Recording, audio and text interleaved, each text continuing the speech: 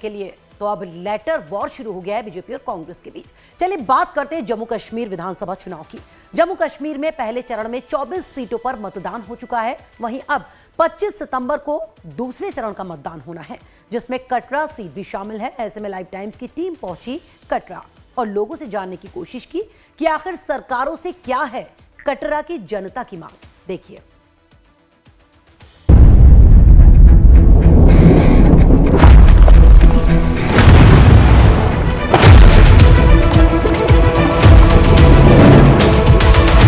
इस वक्त हम कटरा में मौजूद हैं और ये श्री माता वैष्णो देवी विधानसभा सीट है और यहाँ पर दूसरे चरण के मतदान होने हैं।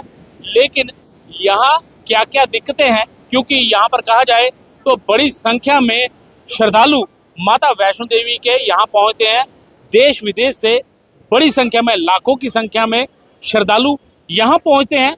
लेकिन यहाँ क्या क्या दिक्कतें हैं, क्या क्या लोगों को परेशानियाँ हैं और जो बारीदार है वो एक अहम रोल निभाते हैं इस सीट के लिए, उनसे भी पूछेंगे। लेकिन यहाँ जिस प्रकार से बड़ी संख्या में श्रद्धालु यहाँ पहुँचते हैं और उनको क्या क्या दिक्कतों का सामना करना पड़ता है, क्योंकि गर्मियों के दिनों में यहाँ पानी की किल्लत जो है बहुत ज़्यादा होती है और यहाँ अधिकतर व्यवसाय जो है वो होटल से संबंधित है। कुछ लोग हमारे साथ मौजूद हैं। सर, क्या नाम है आपका? शेर सिंह जी, यहाँ कटरा माता वैष्णो देवी सीट पर हम खड़े हैं। यहाँ दूसरे चरण का मतदान होना है। यहाँ मुख्यतः कहा जाए तो क्या क्या मुद्दे जो हैं वो यहाँ लोगों को फेस करने पड़ते हैं, क्योंकि यहाँ की अगर संख्या की बात करें, जनसंख्या की बात करें तो कितनी जनसंख्या है और क्या जो बाहरी राज्यों से श्रद्धालु आते हैं उनको गर्मियों के दिनों में क्या क्या दिक्कतों का सामना करना पड़ता है? पहले तो मैं जय माता दी मीडिया का मैं स्वागत करता हूं और ये कहूँगा कि आपने ये पूछा कि कौन कौन से मुद्दे हैं इस कॉन्स्टिट्यूंसी के अंदर। हर बार के इलेक्शन में, अब तो इलेक्शन ही 10 साल के बाद हो रहे हैं, यहाँ पे मुद्दे बहुत हैं कटरा के। जो मुद्दे यहाँ पे मूल निवासी जो कटरा के रहने वाले हैं उनकी आबादी कोई ज़्यादा नहीं है। यहाँ पे फ्लोटिंग पॉपुलेशन जो जैसी यात्री हैं, या कटरा में जो व्यवसाय हैं, होटल इंडस्ट्री सबसे बड़ी इंडस्ट्री है कटरा के अंदर, उसके वहाँ पे होटल में काम करने वाले लोग हैं। मैं समझता हूँ कि 50,000 से ज़्यादा लोग यहाँ कटरा में काम करते हैं, चाहे वो घोड़े वाला हो, चाहे पिट्ठू वाला हो, चाहे यहाँ पे होटल में काम करने वाला वेटर हो, सफाई कर्मचारी हो, वो सारे इस व्यवसाय से जुड़े हुए हैं। और दूसरा मुद्दा यहाँ पे बारीदारों का मुद्दा है। पिछले 38 सालों से वो मुद्दा हर बार जब भी इलेक्शन आता है तो गरमाता है मुद्दा। इस बार भी वो मुद्दा बड़ा गरमाया हुआ है, क्योंकि बारीदार इस पोजीशन में है। जी, वो हरा भी सकते हैं, जिता भी सकते हैं। आज प्रधानमंत्री नरेंद्र मोदी जो हैं वो यहाँ पर एक जनसभा को उन्होंने संबोधित किया। उन्होंने बारीदारों के विषय में भी बोला। क्या आप लोग जो हैं वो फिलहाल यहाँ पर संतुष्ट हैं उनके इस संबोधन के? मैं ये कहना चाहता हूँ, तो हम एनालिसिस करेंगे कि प्रधानमंत्री मोदी जी ने क्या कहा है। मेरी पूरी कमेटी जो है, 31 मेंबरी हमारी कमेटी है, वो पहले पूरा देखेगी भाई उन्होंने उनके मुख से क्या निकाला है, किसने क्या निकालने की कोशिश की है। 2-3 बातों में मैं इनको ये कहूँगा कि थोड़ा सा उनको मुझे लगता है कि मिसलीड किया गया प्रधानमंत्री जी को। ये जो 2 बातें थी, उन्होंने कहा कि नहीं जी, हमने उनके बच्चों को जो अपना स्कॉलरशिप थी वो हमने शुरू करवाई है। पहले तो मैं कहूँगा कि वो थोड़ा सा गलत बात है, उन्होंने नहीं शुरू करवाई थी, वो पहले से शुरू थी। नेक्स्ट बात ये है, 2014 के अंदर प्राइम मिनिस्टर साहब ने ये कहा था उधमपुर की रैली में कि बारीदारों का स्थायी हल देखेंगे, मगर इतने सालों में उनकी सरकार भी आई, 2-2.5 साल उनकी सरकार रही, वो मुद्दा हल नहीं हुआ। अब बारीदारों को आज बड़ी उम्मीदें थी।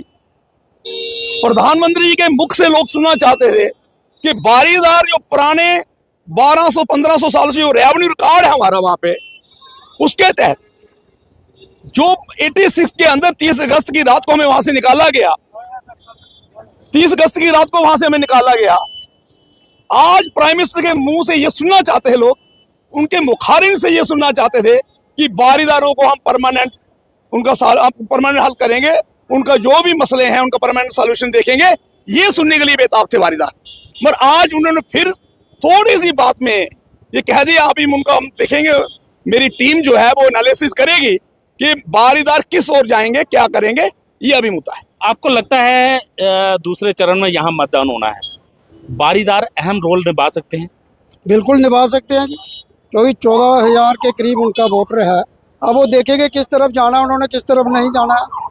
तो बाकी इधर एक मेन मुद्दा है गंडोले का, और 2 लाख लोग यहाँ पे काम करते हैं, वो कहाँ पे जाएंगे?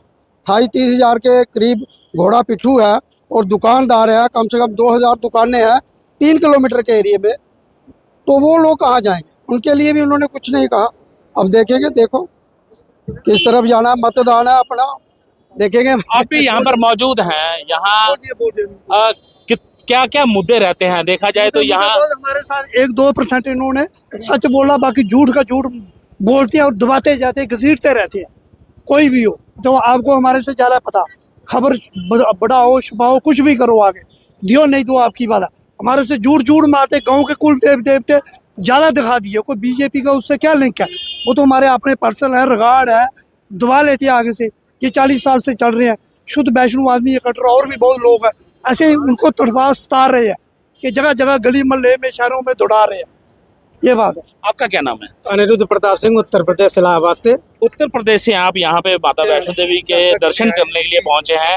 यहाँ सबसे बड़ा सवाल ये पैदा होता है कि पाकिस्तान, इलेक्शन यहाँ हो रहे हैं, पाकिस्तान को मिर्ची क्यों लग रही है?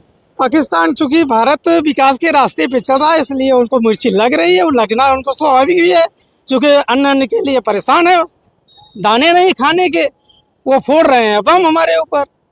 विकास तो करना नहीं है, विनाश की तरफ बढ़ रहे हैं। तो इसलिए जब भारत आगे बढ़ रहा है तो लोगों को जलन हो रहा है। विश्व में अब आज हम कहाँ हैं, हमारी अर्थव्यवस्था कहाँ पहुँच रही है, हम कहाँ पहुँच रहे हैं, इसको उनसे मतलब नहीं है। उनसे मतलब है गरीबी से। हम गरीबी हटाने की बात करते हैं, वो गरीबी लाने की बात करते हैं। हम विकास की बात करते हैं, वो विनाश की बात करते हैं। ये सब मुद्दाएं हैं भारत के। जो प्रधानमंत्री ने कहा है कि सबका साथ सबका विकास, तो विकास हो रहा है, कुछ लोगों को नहीं दिखता होगा, दिखना चाहिए, आज नहीं तो कल।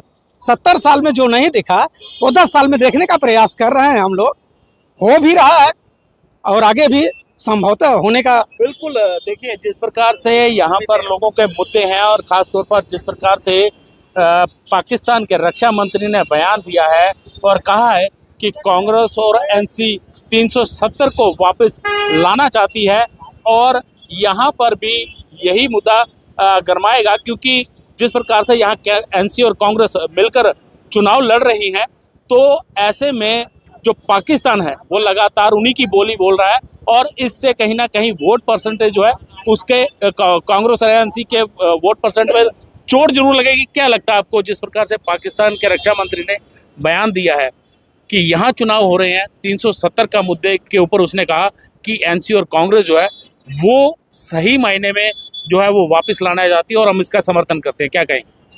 पाकिस्तान का हमेशा मुद्दा यही रहा है कि जम्मू कश्मीर में उग्रवाद वगैरह फैलाना, जहाँ पर शांति नहीं होने देना। उसने हिंदू और मुसलमानों को डिवाइड करके रखा हुआ है। वो नहीं चाहता कि जहाँ पर जो है शांति बहाल हो।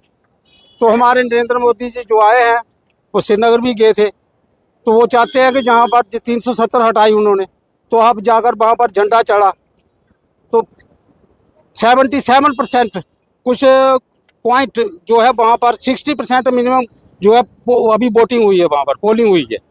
तो इसका मतलब जहाँ पर अब पूरी शांति है, तो एक दो जो घटनाएं होती रहती है तो वो तो उनका वो जितने भी भेजते हैं वो जीवित नहीं जाते हैं, सारे मारे जाते हैं। तो मतलब ये है कि हाँ, एक जहाँ पर कम से कम भी 1 करोड़ यात्री यहाँ पर आते हैं, तो प्राइमरी हेल्थ सेंटर यहाँ पर बनाया हुआ है। किसी को हार्ट अटैक होता है, एक्सीडेंट होता है, अभी जैसे पीछे जो है ना ऊपर से पस्सी पड़ी, 3-4 मौतें हो गई, बाकी कितने वहाँ पर इंजर्ड हुए। और तो जहाँ पर पाकिस्तान की नहीं है जी, यहाँ और क्या क्या मुद्दे हैं खासतौर पर, क्योंकि आपने खुद बताया कि 1 करोड़ से ज्यादा श्रद्धालु जो है माता वैष्णो देवी के दर्शनों के लिए आते हैं। यहाँ मुख्य मुद्दे क्या क्या हैं, क्योंकि इस कॉन्स्टिट्यूएंसी में भी चुनाव होने जा रहे हैं, क्या क्या मुद्दे हैं यहाँ के? मेन मुद्दा तो गंडोले का है जी, रोबे जो लग रहा है, तो कम से कम 200-300, जैसे सरपंच साहब ने कहा है कि 200-300 से ज़्यादा जो दुकानें हैं, और वहाँ पर हर एक दुकान में 5-10 5-10 जो लड़के काम करते हैं, कहीं कहीं में 20-20 लड़के काम करते हैं, उनके परिवार, घोड़े पिट्ठू वाले सारे मिलाकर कम से कम भी 3-4 लाख लोग जो है जहाँ से रोजी रोटी पाते हैं। अगर गंडोला लग गया, और दूसरा हमने सुनने में आ रहा है कि वो जो होती है ना रोपवे वाली सीढ़ी, जी, खड़े हो जाओ और चलेगी, एक्सीलेटर। हाँ, अगर वो भी लगा दिया तो इसका मतलब पुराना रोड तो ये बिल्कुल खत्म करना चाहते हैं। अभी भी पुराने रोड की इतनी देखभाल नहीं कर रहे हैं, कहीं लाइटें बंद हैं तो बंद हैं, सफाई जो नहीं है। कटरा के मुख्य मुद्दे क्या हैं? क्योंकि आप सब लोग यहाँ पे खड़े हैं, आप लोग कहाँ से हैं? कटरा से ही है। कटरा से ही है। यहाँ जय माता दी।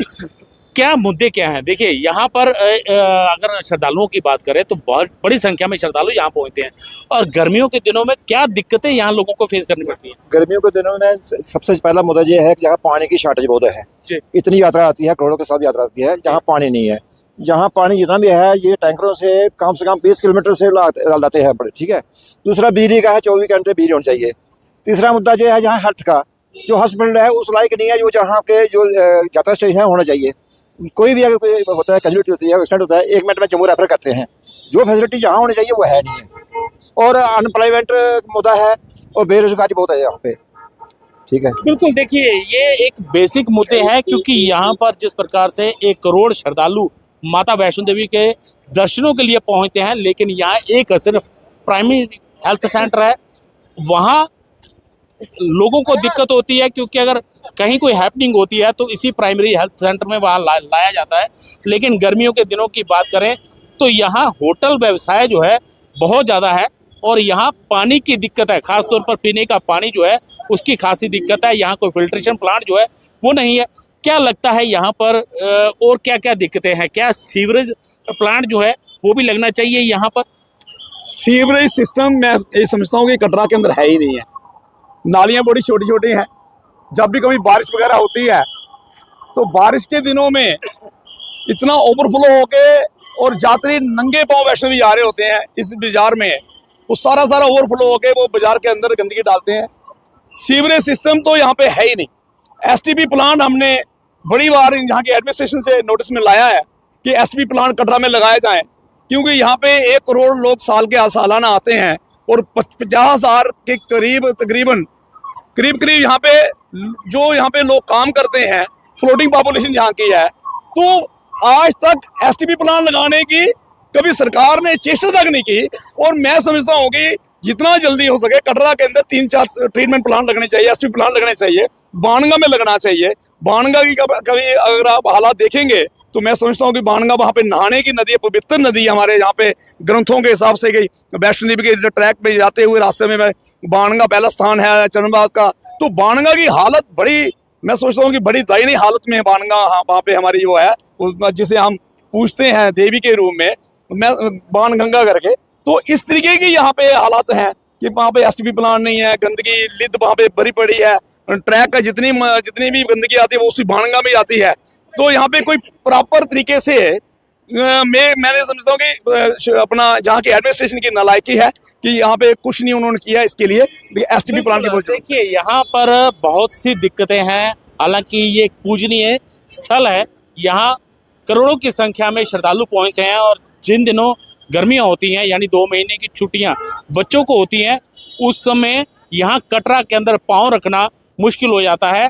और ऐसे में एसटीपी प्लांट जो है उसको अभी तक नहीं लगाया गया है। लोग खासे परेशान होते हैं। कुछ और लोग हैं, क्या क्या दिक्कतें हैं, क्योंकि आप भी यहाँ के रहने वाले हैं, आप दुकानदार होंगे, क्या क्या मुख्य मुद्दे हैं यहाँ कटरा के अंदर? मुख्य मुद्दे तो ये हैं, मैं तो जहाँ पर ये श्राइन बोर्ड के एरिया में रहता हूँ, जहाँ हमारे गांव के पास श्राइन बोर्ड की बड़ी ज़्यादा रोल रहता है। तो श्राइन बोर्ड ने जितने भी जो बाथरूम बनाए हुए हैं ना, हमारे गांव के मिलते एरिया में बनाए हुए हैं, और सारा का सारा लैटरिन का जो पानी है बिल्कुल रोड में छोड़ा हुआ है। चाहे तो मैं आपको वीडियो दिखा सकता हूँ, मैंने वीडियो बनाई हुई है। यात्री जो जितने भी जा रहे हैं नंगे पाँव आस्था लेके माता वैष्णो के दरबार में जाते हैं, और उनके पाँव में जो लैटरिन का पानी चल रहा है, गंदगी का ढेर है। और श्राइन बोर्ड और सरकार इसके ऊपर बिल्कुल नज़र नहीं डाल रही है कि जो यात्री पिलग्रिम आ रहे हैं उनकी ज़्यादा से ज़्यादा सुविधा के लिए क्या कदम उठाने चाहिए। जो गवर्नमेंट और श्राइन बोर्ड को सोचना चाहिए। बिल्कुल, देखिए यहाँ पर अगर कहा जाए तो श्रद्धालु काफी संख्या में पहुंचते हैं और ऐसे में जो श्रद्धालु यहाँ से क्या लेकर जाएंगे ये सबसे बड़ा सवाल पैदा होता है, क्योंकि मुख्यतः यहाँ श्रद्धालुओं का आना जाना लगा रहता है, साल भर आते हैं और आने वाले दिनों में नवरात्र जब शुरू होंगे तो बड़ी संख्या में श्रद्धालु यहाँ पहुंचेंगे। कुछ और लोग हैं सर, क्या आप क्या कहेंगे आप भी? मेरा कहने होता है जो बाणगंगा है जी, उसमें जितना भी आदित्य का लैट्रिन का पानी है वो बाणगंगा में छोड़ा गया है, उसमें जितनी मछलियां उसकी वजह से मर रही हैं। और रोड में जो लैट्रिन का पानी है सीधे लैट्रिन रोड में चलती है, पूरा रोड खराब है, उसको कोई देखता नहीं है उधर।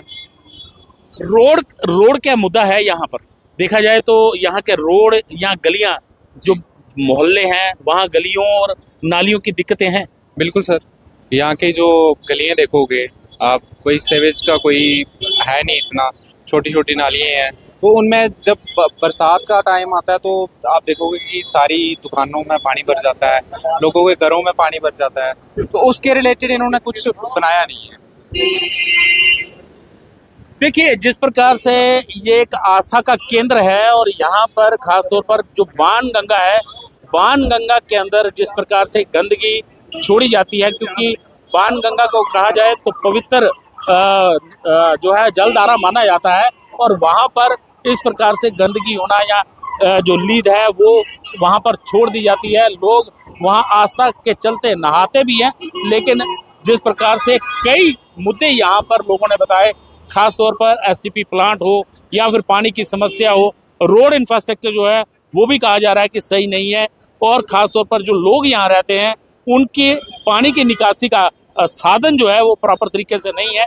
इन सब मुद्दों को लेकर जो है लोग चुनाव करेंगे, खास अपना वोट डालेंगे, लेकिन कहीं ना कहीं जो बारीदार है, जो हजारों साल से यहाँ पर रहते आ रहे हैं, उनका भी एक मुद्दा जो है वो सामने है, और वो लोग इन चुनावों में कहीं ना कहीं पासा पलट सकते हैं, चाहे वो कोई भी पार्टी हो। और बाकायदा यहाँ के अगर मुद्दों की बात करें तो अगर उनको हल करने की कोई पार्टी बात करती है तभी ये लोग यहाँ पर अपना वोट डालेंगे। लेकिन जिस प्रकार से पाकिस्तान ने के रक्षा मंत्री ने धारा 370 पर अपना बयान दिया है, खासतौर पर जो जिस प्रकार से जो पार्टियां हैं उन्होंने, कांग्रेस और एनसी की मिलीजुली सरकार जो है वो लगातार यही कह रही है कि 370 को वापस लाएंगे, उस मुद्दे पर भी हम बात करेंगे। सर, लगता है आपको कि जिस प्रकार से धारा 370 और 35A को हटाया गया है, आपको लगता है कि क्या वो वापस आ सकती है? मुश्किल से आ सकती है, मुश्किल। ये मैं समझता हूँ कि अगर कोई ये कहे कि नहीं ये वापस आ सकती है तो बड़ी मुश्किल से ही बात है कि ये वापस नहीं आ सकती, क्योंकि इसे सुप्रीम कोर्ट की भी वहाँ पे फैसला सुप्रीम कोर्ट ने किया है, तो ये मुश्किल ही है, वापस कहाँ आएगी। और खास करके मैं ये कहूँगा कि 370 अभी एक पुराना मुद्दा हो गया है, वो पे बीते दिनों की बातें हैं। लेकिन चुनाव यहाँ है, पाकिस्तान के पेट में मरोड़ उठ रहा है। यहाँ के जो पार्टियां हैं वो लगातार 370 को लेकर, जो खास तौर पर कांग्रेस और एनसी जो गठबंधन है वो सवाल उठा रहा है कि 370 जो है वो हम लाएंगे, लेकिन 370 अब आ नहीं सकती है। लेकिन पाकिस्तान उन्हीं की बोली बोल रहा है। पाकिस्तान पहले भी आपको पता ही है वहाँ पे किस तरीके से वहाँ से उग्रवादी यहाँ पे आते हैं और आतंकवाद यहाँ पे फैलाए जाते हैं स्टेट के अंदर। और आप देखिए पिछले कुछ दिनों से जम्मू के अंदर कितने हमले हो रहे, ताबड़तोड़ हमले उन्होंने किए, 5-7 हमले किए, जिसमें हमारे यात्री जो हैं वहाँ पे अपना वैष्णो देवी श्राइन के अपने शिवखोड़ी जा रहे यात्री, उनके ऊपर हमला हुआ, काफ़ी लोग मारे गए और भी काफ़ी हमले हुए हैं। तो पाकिस्तान का ये कहना ही है कि पाकिस्तान कभी नहीं चाहेगा कि जम्मू कश्मीर आगे बढ़े और जम्मू कश्मीर की डेवलपमेंट हो। तो पाकिस्तान ये कभी नहीं चाहेगा हमसे वो तरक्की करें और जम्मू कश्मीर का इलाका हमसे बेहतर हो, तो उसकी वजह से ये कहेंगे। आपको क्या लगता है जिस प्रकार से एनसी और कांग्रेस 370 का राग आलाप रही है कि वापस लाएंगे, लेकिन पाकिस्तान के रक्षा मंत्री भी अब यही कह रहे हैं कि हम भी जो है जो कांग्रेस और एनसी है वो सही मायने में 370 को वापस लाएगी। क्या लगता है पाकिस्तान को ऐसी भाषा इस्तेमाल करनी चाहिए और खास तौर पर हमारे नेताओं को सोच समझ कर बोलना चाहिए? 370 का जो है अलग मुद्दा है। 370 टूटने पर इन्होंने बोला था हम विकास की दर बढ़ेगी, हमारे जो यहाँ पर हजारों नौकरियां मिलेंगी, जहाँ पर इंडस्ट्रियां खुलेंगी। उस लेवल में देखा जाए तो जहाँ पर 10 सालों में इतना कुछ इंडस्ट्री ना लोगों को इतना रोजगार तो मिला नहीं है। जो कहने की बातें हैं 370 के बाद जहाँ पर चोरियां बढ़ी हुई। हाँ लेकिन जी। पाकिस्तान के पेट में मरोड़ क्यों उठ रहा है? वो इसलिए है कि उनको जो स्टेट में जो सेंट्रल गवर्नमेंट का ज़्यादा इन्वॉल्वमेंट, जहाँ पर अपना दबदबा बनाना उनको कुछ रास नहीं आ रहा है, इसलिए वो वहाँ पर अपना कारायना आप क्या कहेंगे जिस प्रकार से पाकिस्तान लगातार ये कह रहा है कि धारा 370 जो है वो कांग्रेस और एनसी बात कर रही है, वो सही मायने में वही पार्टी हैं वो ला सकती है? नहीं, 370 और धारा 35 जो है लाना नामुमकिन ही है, क्योंकि ना इतनी किसी के पास मेजॉरिटी आएगी, ना वो सुप्रीम कोर्ट ने जो फैसला दिया है उसके अगेंस्ट तो कोई चलेगा नहीं। बाकी मेन मुद्दा पाकिस्तान का है, वो तो ये चाहता नहीं है कि जहाँ पर अमन शांति हो, वो तो अड़ंगा अड़ा के रखेगा। क्या लगता है जिस प्रकार से कांग्रेस और एनसी लगातार 370 को वापस लाने की बात कर रही है, जिस प्रकार से पाकिस्तान अब उनकी बोली बोल रहा है, तो आने वाले चुनावों में हालांकि दूसरा और तीसरा चरण आना है, ऐसे में इन दोनों पार्टियों को नुकसान हो सकता है? हाँ, ये तो है ही। अगर उनकी भाषा बोलेंगे तो वो नुकसान तो होगा ही। वो तो पब्लिक तो देखेगी भाई किसके बारे में बोल रहे हैं, किसके बारे में ये कह रहे हैं, वो तो फिर नेचुरल नुकसान तो होगा। बिल्कुल, देखिए यहाँ अलग अलग मुद्दे हैं, हालांकि उन मुद्दों के ऊपर जो है वो हम पहले बता चुके हैं कि यहाँ जो है सीवरेज प्लांट जो है वो नहीं लगाए गए, और साथ ही में गलियों नालियों और खास तौर पर जो प्राइमरी हेल्थ सेंटर है, ये मुद्दे यहाँ पर छाए रहेंगे। लेकिन कहीं ना कहीं जो बारीदारों का मुद्दा है वो अहम रोल निभाता है। रविंद्र कुमार श्रीवास्तव, कटरा।